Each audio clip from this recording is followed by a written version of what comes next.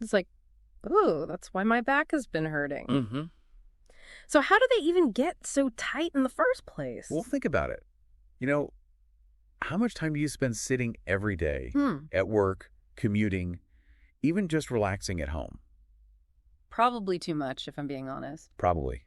So all that sitting puts your hip flexors in a constantly shortened position. Oh. And over time, they adapt to that.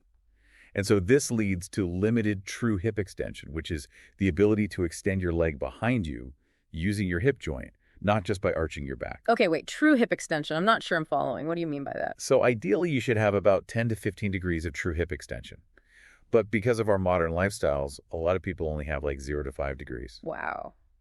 That is way less than I would have thought. What happens when you have like such a limited range of motion there? Well, think about it this way. Imagine if you could only bend your elbow like 50 degrees.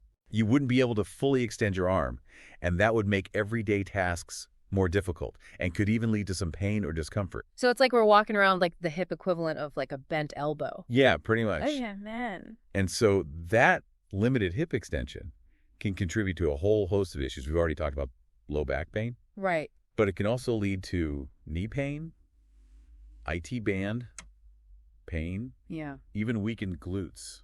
Dane actually refers to this as a big-ass problem. Wow. And strong glutes are so important for so many things. It's called a referral pattern.